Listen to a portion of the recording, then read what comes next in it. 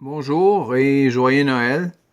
J'ai voulu faire un petit vidéo sur la naissance de Jésus. Est-ce important ou pas de souligner la naissance de notre Sauveur? Eh bien, pour certains, c'est clair que c'est pas important. J'ai regardé vite fait sur Internet. Regardez qu'est-ce que Google nous montre le 25 décembre. Des pingouins, puis des canards, je sais pas trop quoi, là. Je vois pas quel rapport ça a avec Noël. Ça c'est le 25 décembre, ça c'est aujourd'hui. Oprah. Qu'est-ce que Oprah nous montre? Oprah, le 25 décembre, qu'est-ce qu'elle marque sur son site? Le 25 décembre, Happy Holidays. Qu'est-ce que Oprah nous propose? Ben, une vidéo d'elle-même, naturellement. C'est elle qui est... Tout est centré sur elle-même. Et des cadeaux, des cadeaux. Consommation, consommation, consommation. Alors, c'est ça que Oprah nous montre. Donc, le monde des athées, je les considère des athées, même s'ils se pensent spirituels ou religieux. Ils sont pas religieux, ça c'est clair. Puis ils sont spirituels, mais ça c'est leur opinion. Qu'est-ce que dit la Bible? Bien, la Bible, elle mentionne la naissance de Jésus dans deux évangiles. Dans l'évangile de Luc et dans l'évangile de Matthieu. Et dans l'évangile de Luc, il y a presque 2 chapitres complets sur la naissance de notre Sauveur. Alors, on peut considérer que c'est quand même assez important. C'est sûr que c'est pas aussi important que la mort et la résurrection de Jésus, qui est mentionné dans les 4 évangiles, c'est-à-dire Luc, Matthieu, Marc et Jean, mais quand même, c'est mentionné dans 2 évangiles, dans l'évangile de Luc et dans l'évangile de Matthieu. Dans l'évangile de Matthieu, on a une généalogie qui est celle de Marie, je pense, et dans l'évangile de Luc, on a l'autre généalogie qui est dans Luc 3, qui est probablement la généalogie de Joseph. Alors, qu'est-ce qui s'est passé le jour de la naissance avant la naissance de Jésus? Est-ce qu'on peut savoir la date en plus? C'est ça, c'était une des choses que j'ai décidé d'entreprendre aujourd'hui. La date, est-ce que dans le mois de décembre, ça a du bon sens, la date de notre Seigneur? Bien, imaginez-vous que oui, ça aurait du bon sens. Contrairement à ce que certains pensent. Et je me base là-dessus. Du temps d'Hérode, roi de Judée, attendez une seconde, je vais essayer de... Du temps d'Hérode, roi de Judée, un sacrificateur nommé Zacharie de la classe d'Abia, sa femme était d'entre les filles d'Aaron et s'appelait Élisabeth. Voyez-vous, il venait d'une famille de sacrificateurs. Tous deux étaient justes devant Dieu, observant d'une manière irréprochable tous les commandements de toutes les ordonnances du Seigneur. Il n'y avait point d'enfant parce qu'Élisabeth était stérile et ils étaient l'un et l'autre avancés en âge. Alors, de quoi je parle ici? Je parle des parents de Jean-Baptiste. Jean-Baptiste est né 5 mois avant Jésus. Parce qu'un petit peu plus loin, on va voir que quand que Marie est allée voir Élisabeth, sa cousine, Élisabeth est enceinte de 5 mois. Et Marie commençait sa grossesse. Alors, il y avait peut-être 4 mois ou 3 mois de différence entre les deux. OK, on s'entend là-dessus. On va regarder ça tantôt. Or, pendant qu'il s'acquittait de ses fonctions, on est dans le verset 8, selon la classe, il fut appelé par le sort d'après la règle du sacerdoce à entrer dans le temple pour offrir le parfum. Alors ici Zacharie est appelé à offrir le parfum dans le temple. Et c'était très significatif, puisque toute la multitude du peuple était devant en prière à l'heure du parfum. Toute la multitude de peuple. Alors, Zacharie ici entre dans le peuple pour offrir le parfum. Alors, quelle est cette fête ici? Bien, il y avait il y avait plusieurs occasions d'offrir le parfum dans l'Ancienne Alliance, dans l'Ancien Testament. Mais une de ces fêtes était la fête des parfums. La fête des parfums. La fête des parfums, elle est décrite, je vais la trouver ici. Bon, la fête des parfums, elle est décrite dans Lévitique 16-12. Il remplira l'encensoir de charbon ardent, puis sur l'autel et 2 pleines poignées de kétorets, pilés menus, et il introduira le tout dans l'enceinte du voile. Il jettera le kétoret sur le feu devant Dieu, de sorte que le nuage aromatique enveloppe le couvercle de l'arche du témoignage. Alors ça, c'est une des fêtes qui était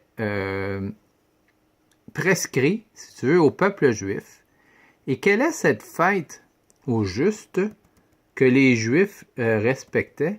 Eh bien, c'est le Yom Kippour. OK? Mentionné ici.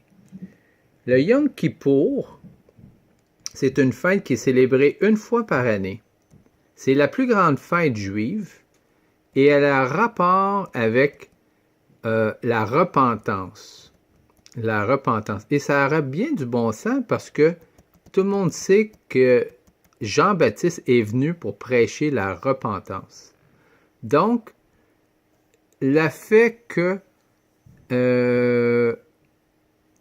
Zacharie est entré dans le temple et dans le temple fut annoncé que sa femme était pour avoir un fils. Comme on peut lire un petit peu plus loin. Alors un ange du Seigneur apparut à Zacharie, et il se tint debout à droite de l'autel des parfums. Zacharie fut troublé en le voyant, et la frayeur s'empara de lui. Mais l'ange lui dit, « Ne crains point, Zacharie, car ta prière a été exaucée.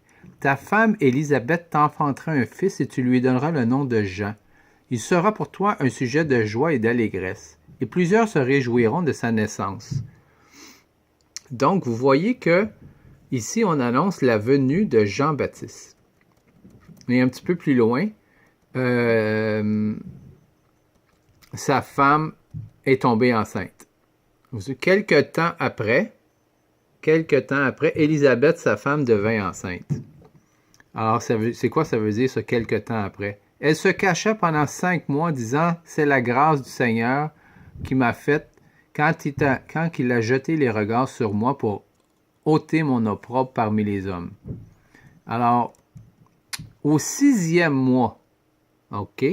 Au 6e mois de quoi? De la naissance d'Élisabeth. L'ange Gabriel fut envoyé par Dieu dans la ville de Galilée appelée Nazareth, auprès d'une vierge, fiancée à un homme de la maison de David nommé Joseph. Le nom de la vierge était Marie. L'ange entra chez elle et lui dit, « Je te salue, toi à qui une grâce a été faite. Le Seigneur est avec toi. » Troublée par cette parole, Marie se demandait ce que signifie une telle salutation. L'ange lui dit, « Ne crains point, Marie, car tu as trouvé grâce devant Dieu. Et voici, tu deviendras enceinte, et tu enfanteras un fils, et tu lui donneras le nom de Jésus. Il sera grand, et sera appelé fils du Très-Haut, et le Seigneur Dieu lui donnera le trône de David, son père. Il régnera sur la maison de Jacob éternellement, et son règne n'aura point de fin. » Alors, ici, on annonce que Marie va tomber enceinte, sans connaître son futur mari, son futur mari, c'est ça. Et ça arriva au 6e mois de la grossesse de Élisabeth. Voici Élisabeth, ta parente, a conçu elle aussi un fils dans sa vieillesse, et celle qui était appelée stérile est dans son 6e mois, car rien n'est impossible à Dieu. Marie dit, « Je suis la servante du Seigneur. Qu'il me soit fait selon ta parole. » Et l'ange la quitta. Dans ce temps-là, Marie se leva et s'en alla en hâte vers les montagnes dans une ville de Juda. Elle entra dans la maison de Zacharie et salua. Élisabeth. Alors, dans le même temps, elle alla voir Élisabeth qui est enceinte de son petit bébé de 6 mois. Dès qu'Élisabeth entendit la salutation de Marie, son enfant tressaillit dans son sein et elle fut remplie du Saint-Esprit et s'écria d'une voix forte, « Tu es bénie entre les femmes, et ton fruit de ton sein est béni. Comment m'est-il accordé que la mère de mon Seigneur vienne auprès de moi, car voici, aussitôt que ta voix de ta salutation a entré mon oreille, l'enfant a tressailli de la grâce dans mon sein. Heureuse celle qui a cru parce que ces choses lui ont été dites de la part du Seigneur auront leur accomplissement. » Et là, on a la salutation de Marie. Alors, voyez ici que Marie est elle aussi enceinte pendant que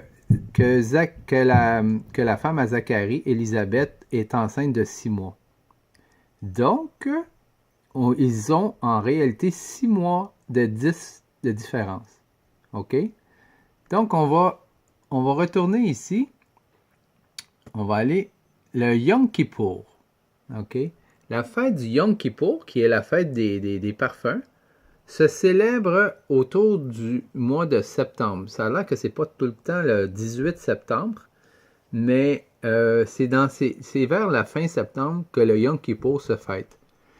Donc, si on calcule que Marie est en retard par rapport à Élisabeth de 6 mois et que Élisabeth est tombée enceinte autour du mois de septembre, en fait probablement au mois d'octobre, calculons. Octobre plus 9 mois, ça fait novembre, décembre, janvier, février, mars, avril, mai, juin, juillet. Mois de juillet, elle a accouché. 6 mois plus tard,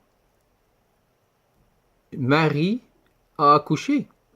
Alors, 6 mois plus tard que le mois de juillet, ça donne où?